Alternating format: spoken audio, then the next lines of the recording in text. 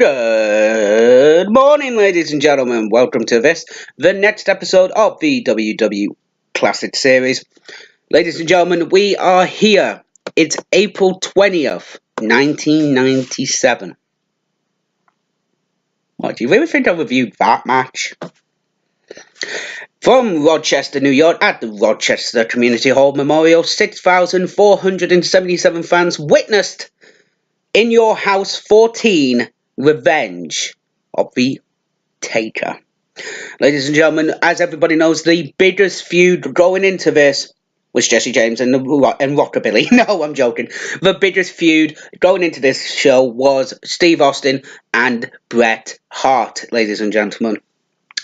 So a lot of things have happened during this time period. I'm not actually going to explain them all. If you're a wrestling historian, you know them. If not, I will actually give a very, very brief description on what's happened. So the rivalry between Stone Cold Steve Austin and Bret Hart began in 1996 after Austin became the King of the Ring winner in 1996 after defeating Jake the Snake Roberts in the finals. He then began taunting over WWE superstars, but mainly focused on Hart, who was inactive at the time. I think it was an injury, if I recall. So basically, Hart returned in October and accepted Austin's challenge to face him at Survivor Series, where he would defeat Austin. So they were the final two participants in the Royal Rumble match, and if everybody's seen it, Hart originally eliminated Austin, but he came back in, and then it was unseen by the officials and all that jazz, and then because they didn't see it, because there was a brawl between Mankind and Terry Funk and stuff like this. So then there was the Four Corners elimination match at In Your House 13, Final Four. So a lot of things have been going on, a lot of things that have been bucking through this, as well as WrestleMania as well. They had that amazing no disqualification submissions match at WrestleMania 13, which was awesome. And now the original way this has gone to is now the Hart Foundation are now formed. They formed a couple of weeks ago on Raw, and they were going to target Austin. In a few weeks' time, Jim the Anvil Neidhart would come back and join them to make it the four-man team, and then further down the line, Brian Pillman would join as an unofficial member. So, like I was saying, ladies and gentlemen, that was one of the main feuds going into this show. Another feud that was going into it was The Undertaker and Mankind. How many times have we seen Undertaker and Mankind go at it? We've seen the classic Hell in a Cell. We've seen the Buried Alive match. We've seen the Boiler Room Brawl. This was the first time that both Mankind was going for the WWE Championship, and the Undertaker was, I think this was his first title defense. I could be wrong on that one, but this was a night. The match was a night of first. Mankind had his first shot at the championship, and Undertaker had his first WWE Championship match on this night.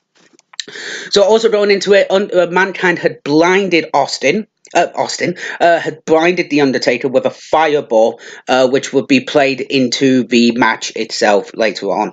So we're going to get straight into it, and the first match on the card is Owen Hart and the British Bulldog defending the WWE World Tag Team titles against Hawk and Animal, the Legion of Doom. On commentary is Vince McMahon, Jim Ross, and Jerry Lawler. I am so happy that Jim Ross is on commentary for this for this show, because if he wasn't, I just wouldn't be able to stand a third show in a row with Vince McMahon and Jerry Lawler. So I'm going to be definitely watching something else, but we'll find out later. So coming into this, it was a very good match. LOD appeared to win by when pinning Davey Boy with the Doomsday device, but actually Owen was the legal man, so the referee decided that the match would continue. I think the worst thing about it all was Bret Hart attacked the referee at the end of the match, causing Owen and Bulldog to be disqualified. It was a really good match. I think Bulldog and Owen should have gone over. This is the third pay-per-view in a row as well that I've been watching. The second pay-per-view out of the three that Owen Hart and the British Bulldog has opened the show, and three in a row that we've actually seen them on the card. I still think Owen Hart is one of the best wrestlers around this time period. Bar Brett, bar Austin, bar Shawn Michaels. Undercard, never really held the WWE Championship. He was one of the best, in my personal opinion. And end of story, hands down. Next up, we have got Rocky Maivia defending the WWE Intercontinental Championship against Savio Vega, who was supported by his stable, the Nation of Domination. Now, I did not know Savio Vega was in the Nation of Domination, so that was actually a little nice bit of history. So he was led to the ring by his fellow members, which were Crush. Farouk was on commentary at this time. JC Ice, whoever the be JC Ice is, Wolfie D, D'Lo Brown, making, I think, his appearance on Raw a few weeks ago, and Clarence Mason, who was the lawyer for them at this time. Again, nothing really happening match. It was high impactful. It was a nice match. But again, it was another fucking interference with Crush hitting Maivia with the hard punch outside the ring, and Maivia gets counted out and loses the match, but remains champion. During this time as well, the feud with the Nation of Domination and Ahmed Johnson would be intensified. They would be attacked and everything. They would attack Ahmed Johnson's kidney. So Ahmed came back and broke Farouk's arm. So that would be playing into the match. That would also be playing on commentary. Farouk on commentary was actually really, really good. Actually quite funny. Again, I think having that person who wasn't really giving a about Vince McMahon and Jerry the King Lawler, I think that really worked. And definitely for the match itself was actually quite nice. He basically challenged Ahmed Johnson to a free match card. So basically, he would have to face all three members of the Legion of Doom, not Legion of Doom, Nation of Domination, to basically disband the nation. And as we know, it doesn't happen, unfortunately. It doesn't happen, but we do get to see the evil Rocky Maivia, which is always cool. Next up, in the third match, Double J, Jeff Jarrett was supposed to be facing the Honky Tonk Man, but he came out with Rockabilly, better known as Billy Gunn. Not a very happening match. I can't really remember anything off the top of my head, but it was an okay match. I mean, it was one of the matches that actually ended. It was one of the very few matches that actually ended in a pinfall this night. So I can actually give it that one. But it was a small package. So it's one of those things where it's like, okay, we'll give it that one. Not too bad. Not a bad match. Would I like to have seen Jesse James versus the Honky Tonk Man? No. Does this set up for when they eventually turn heel and join the New Age Outlaws and then DX? Yes, very much so. This is the genesis of the New Age Outlaws, which, as we all know, didn't do anything. I'm joking. Next up, Undertaker defended the WWE World Championship against his nemesis Mankind. This was a good, hard-hitting match. It told a good story, I thought, about psychology with the eye, about Mankind attacking it. At one point in the match, Mankind is between the ropes, the top and middle rope, and basically he gets his mask ripped off. So he actually tries his best to hide his face, which I think was really, really good. Played into the match very well. Plus, he had the long hair at the time, so it definitely worked into that. Undertaker wins with a Tombstone Piledriver and pinning Mankind to retain the title.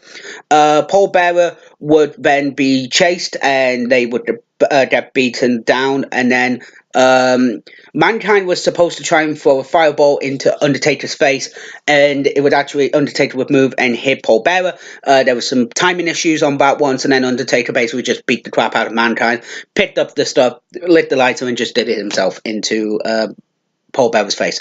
And there was actually a very nice bit in the main event where they would actually show footage of Paul Bearer being on the stretcher, being led out to the ring. Finally, ladies and gentlemen, we have got the main event, Stone Cold Steve Austin versus Bret Hart, and this match ended with a fucking disqualification. These two did not need to have a fucking disqualification. They just didn't. They did not need. They did not need disqualification. I think Austin should have won. Either by a roll up. I think he still should have won and still have to beat down at the end. But another good hard hit match. Bret Hart beautifully attacking the leg of Stone Cold Steve Austin, and amazingly, Stone Cold actually doing selling. We have psychology. He's JR as well is mentioning that because of the stamina, and Austin's trying to fight through the pain to beat up Bret Hart. We had, he was standing up and he was beating him, but he was falling at the same time. I thought that psychology was beautiful psychology in a WWE ring. I love it. Again, it was really good, but the thing that fucking lets it down is the fucking disqualification win for Stone Cold. Bulldog runs out and hits Austin with a chair. He wins by disqualification, but they all continue so Austin, Owen, Bret, and Bulldog all continue the attack onto Hart, but then Austin hits, Bret tries to hit Austin with the ring bell. Austin blocks it, hits Bret, botched the ring bell shot. He then hits him with a chair. I do apologize. And then he targets Bret's knee and applies the sharpshooter on Bret. That would lead into the street fight where he would become injured. I think this was the time where he was actually injured. I could be a bit wrong on that one. I do apologize. So what did I think of the show overall? The show was nicely paced. There wasn't really any backstage promos as such. Only for just for the WWE Superstar line. Got to the matches. Okay, got to the matches. Having, I think 4. Give me a minute. Yeah, disqualification, count out, disqualification. So having 3 matches on the official pay-per-view end in disqualification, or count out, it just didn't need it. Austin versus Bret definitely didn't need it. That did not need the disqualification. I think personally that they should have just done something different. Sorry guys, do apologize. So the end of the day, what do I give this? The problem is, do I give it a high rating because of the what do I do? Well, what I'm going to do is I'm going to give it a B. The disqualifications, yeah, but Undertaker versus Mankind was okay. Until the disqualification, Austin versus Bret was the best match on the night, bar the disqualification victory. The tag team title match was really, really good. Again, it just ruined by the disqualification. The wrestling was good. I cannot fault the wrestling, but I can fault the booking of Vince McMahon. So guys, I am going to go, and I'm going to get started on the next episode.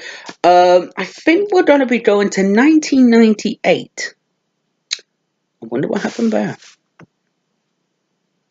Let's see.